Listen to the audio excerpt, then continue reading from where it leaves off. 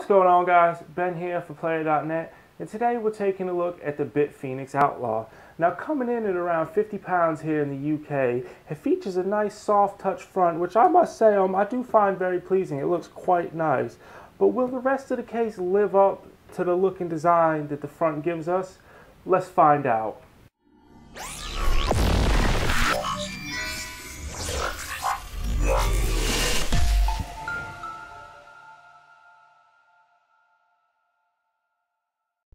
Taking a closer look at the front of the case, we will notice the BitFenix emblem down towards the bottom.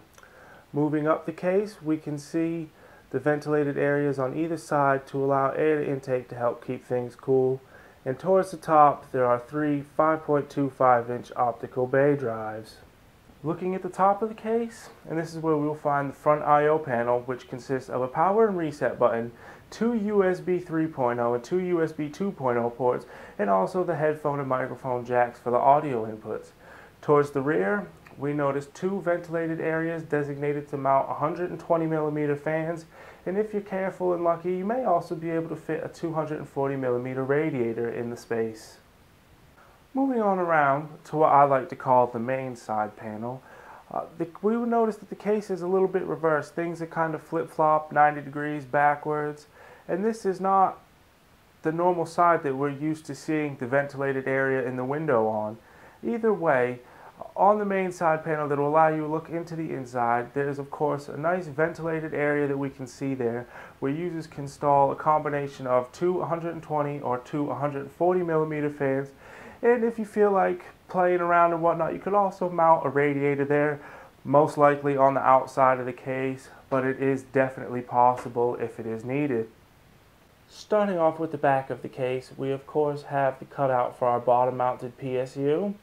There is a place for a 120mm rear exhaust fan, and just to the right is actually the rear I/O of the motherboard.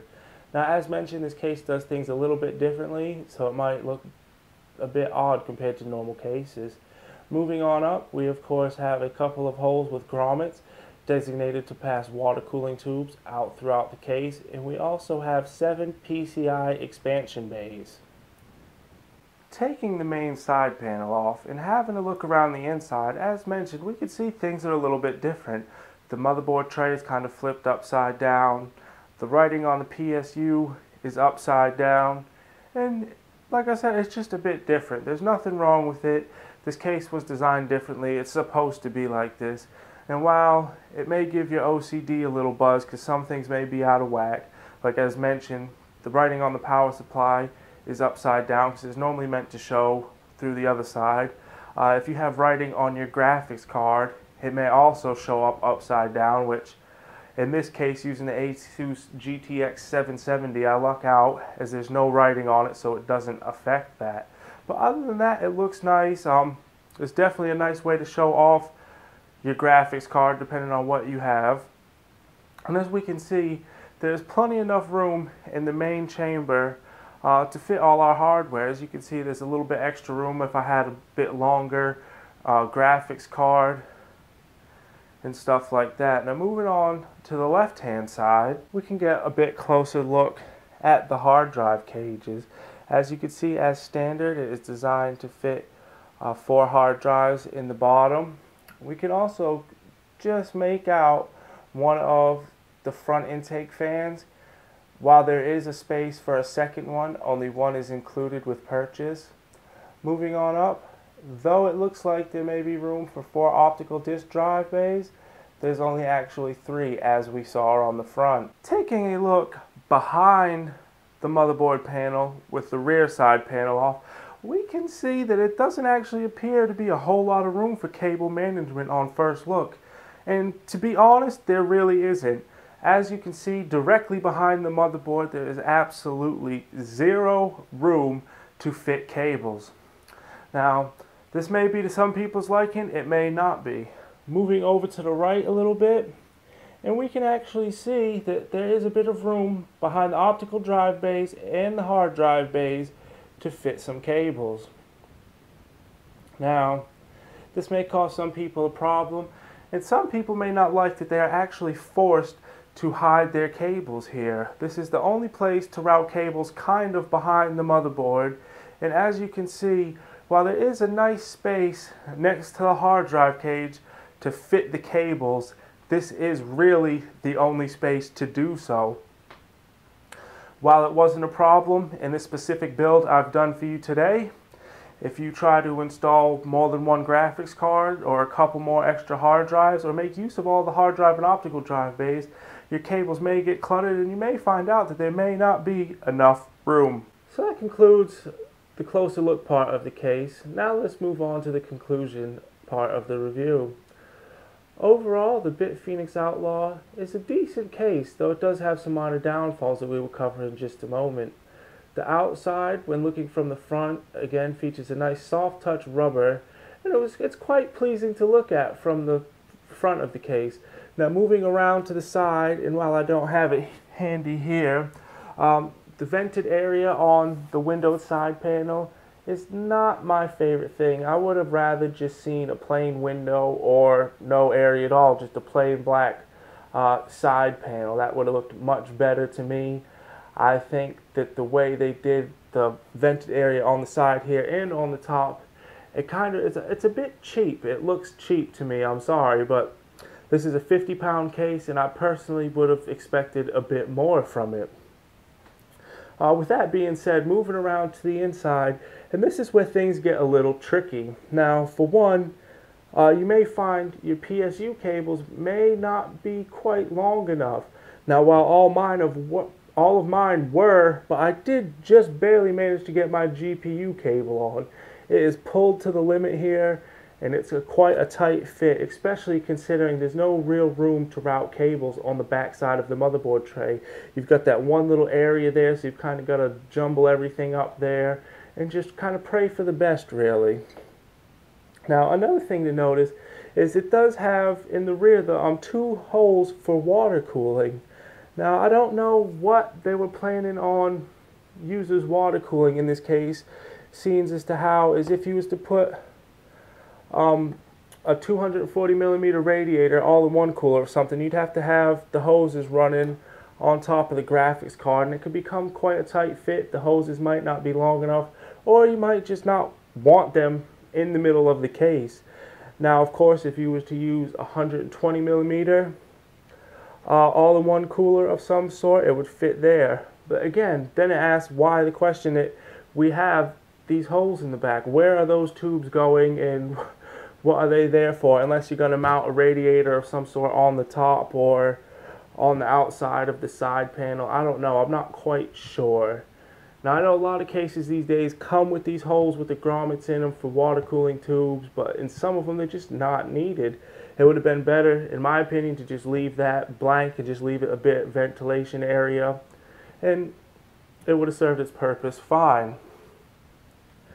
And again, as mentioned, when taking the closer look, having everything flip-flopped upside down, it may upset a few people, because as you can see here, to have my power supply have the fan on the bottom drawing the air in like I want it to, my writing is now upside down.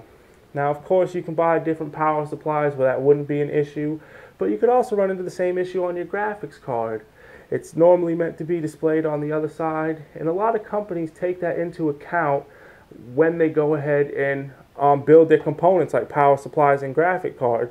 Now, if I was to mount this in the top like it was, then it might the writing would be the right way around, and it's just, you know, it's just one of those things, like you can win some you can't. But anyways, moving on to the performance part of the conclusion.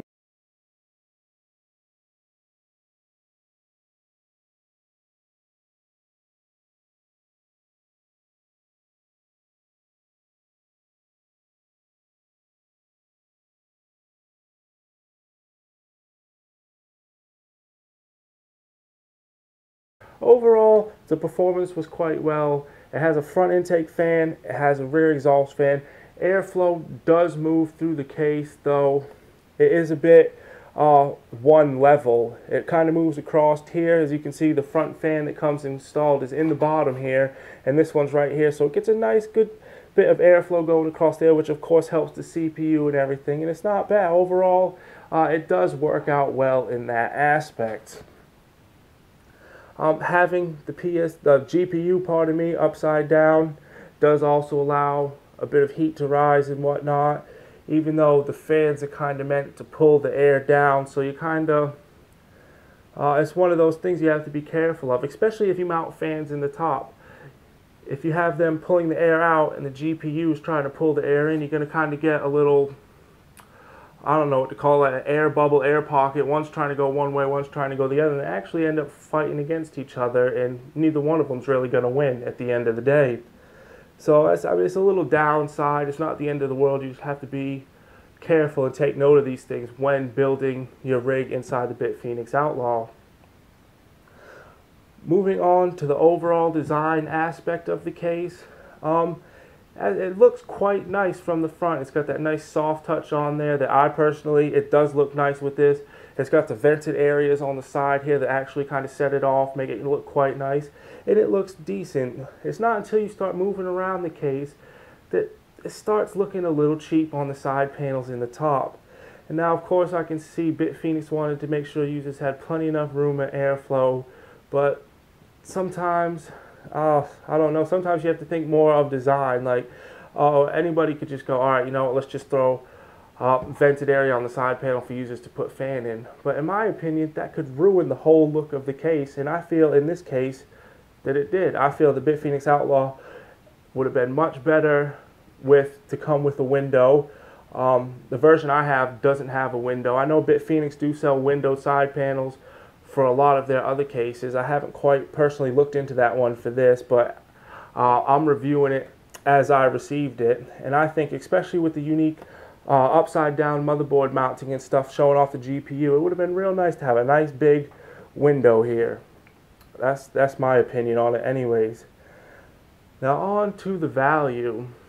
The BitFenix Outlaw comes in at around £50 here on the UK, give or take a few pence or pounds or whatnot depending on where you go from and if you get free shipping and all that good stuff. Me personally, I feel that the Outlaw could be worth £50, but I don't think the one I received is. I just don't quite feel it is worth the price tag. Like I said, it starts off nice on the front, but then when you move around, it kind of loses some of its look. It looks a little bit cheap flimsy on the side panels in the top. And like I said, depending on your preference, when you go to build inside, having things upside down may or not be to your liking. Now, of course, I know I can't really hold that against the case because you can buy different power supplies and plan your build better.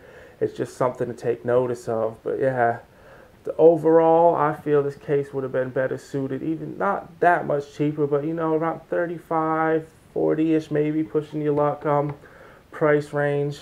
So yeah, that's it. I really don't feel, I feel the BitFenix Outlaw has a lot of potential.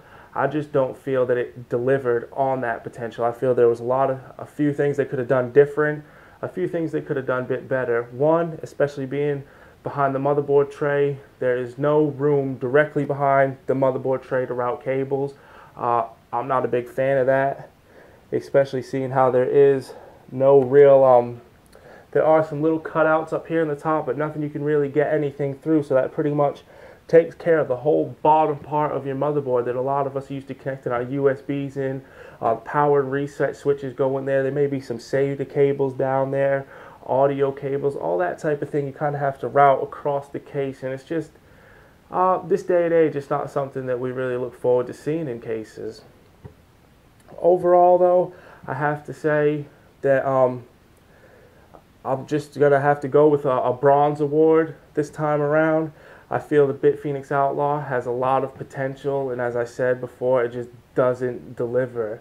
So if you can maybe catch one on deal, it's definitely a nice case. I mean, like I said, it's got the nice soft touch front. I don't want everybody to think it's just all bad. There are some good points about the case, as I mentioned. I don't feel it fully delivers on the potential that it has. As always, I would like to thank the folks at BitFenix for sending the Outlaw in for review, and looking forward to see if maybe they make some tweaks and changes to it in the future, or what else they have for us. As always, thank you guys for watching, and please check back in the near future for more content.